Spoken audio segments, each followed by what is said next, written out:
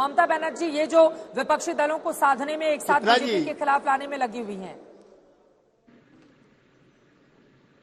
चित्रा जी, ये ममता जी बनेंगी, केसी राव बनेंगे, या हमारे मित्र अरविंद केजरीवाल जी बनेंगे, तो समय बताएगा। लेकिन एक जयप्रकाश नारायण चाहिए, एक 89 की तरह से वीपी सिंह चाहिए, जिसकी देशव्यापी क्रेडिबिलिटी हो। मैं बहुत अदब के साथ कहना चाहता हूं, आज ना तो उस तरह के वातावरण है देश के अंदर, ना कोई जयप्रकाश है, ना कोई वीपी सिंह है। और माफ करना, संख्या के आधार पर सारी मेरी मित्र पार्टियां मिलकर के भी भाजपा के आधे अंक को भी छूने में नाकामयाब रहती है। बिल्कुल, अब मैं इस सवाल का जवाब बाकी लोगों से ले लेती हूँ। ठीक है सर, ये बड़ी बातें आपकी ओर से कही जा रही हैं और यकीनन इस बात को लेकर आपका अनुभव भी है। सीधे मनीष दोशी जी, मैं आपके पास आते हुए, मतलब कांग्रेस का जो हाल है उसको क्या ही बयां किया जाए। अब तो ममता बनर्जी भी कह रही है कि आइए साथ में, हम लोग साथ में मिलकर लड़े बीजेपी को हराने के लिए 24 में। कांग्रेस की ये स्थिति क्यों हो गई? जल्दी से एक आंकड़ा मैं दे देती हूँ दर्शकों को। प्रियंका गांधी की इतनी ज्यादा सक्रियता रही उत्तर प्रदेश में, 403 में से वो पार्टी सिर्फ 2 सीटें हासिल करती है। प्रधानमंत्री नरेंद्र मोदी ने, इस आंकड़े को सुनिएगा आप, पीएम ने यूपी में 200 सीटों को कवर करते हुए 32 रैलियां की। बीजेपी ने 160 सीटें जीती और मोदी का स्ट्राइक रेट 80% का रहा।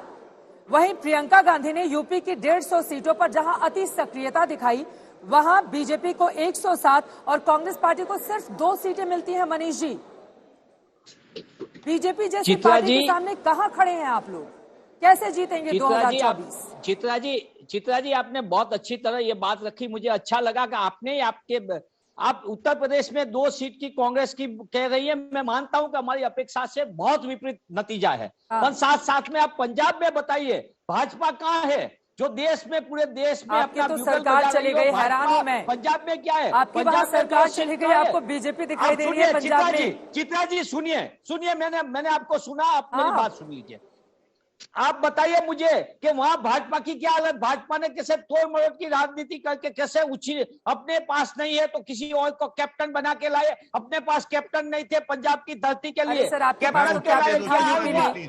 इसका मतलब कि भाजपा अपनी मनमानी चीज चलाने चाहती है। ऐसी नहीं है। लोकतंत्र में हार जीत होती है, हम स्वीकार करते हैं। लोकतंत्र में जो नतीजा, पंजाब में आपकी सरकार जा चुकी है सर। साथ में पंजाब में बीजेपी की सरकार नहीं थी, आम आदमी पार्टी ने सुनामी लाई है पंजाब में।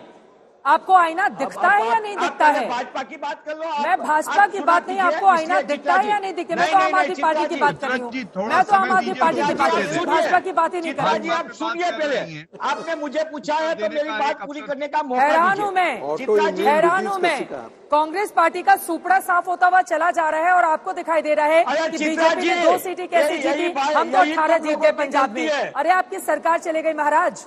दर्द है उस बात का या उसकी भी खुशी है? चित्रा जी, इतनी भी भक्ति भाव से हमारी बात तो सुनो, भक्ति भाव रखिए, हमको कोई प्रॉब्लम नहीं है। भक्ति भाव से खाइए, तो सुना, हम आपकी डिबेट में आए, हम डिबेट में आए हैं, हमारी बात रखने का मौका दीजिए। जो उत्तर प्रदेश की बड़ी बड़ी बात करते हैं, देश के डंका बजाने की बात करते हैं, वो बीजेपी पंजाब में क्यों अपना खाता खुलने में दिक्कत हो रही है? चलिए ठीक है, गौरव भाटिया जी जल्दी से जवाब दीजिए। संगीत झा जी, संगीत रागी जी कुछ बोलना चाह रहे हैं, बोल दीजिए। अब गौरव भाटिया जी बताइए, पंजाब में क्यों हाल बना लिया 2 सीटों वाला? ठीक है, पूछ लिया मैंने, नतीजा आया, पूछ लिया। बोलिए गौरव भाटिया जी। देखिए चित्रा जी, ये दर्शकों को तय करने देते हैं क्या ऐतिहासिक था, ये बात मैं जरूर बताऊंगा। पहले हम सब जानते हैं कि ऐसा 3 दशक से ज्यादा समय में नहीं हुआ कि उत्तर प्रदेश में किसी पार्टी की सरकार वापस आई हो। हमने करके दिखाया। 4 प्रदेशों में पहले एंटी इनकम्बेंसी की बात होती थी, अब प्रो इनकम्बेंसी की बात हो रही है।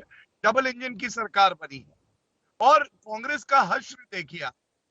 ये हमसे पूछते हैं कि पंजाब में क्या हुआ, हमें करंट लगा या नहीं लगा, तुम्हारा तो ट्रांसफॉर्मर फट गया, उसके बाद भी ये उसमें कह रहे हैं कि कांग्रेस अच्छा कर रही है।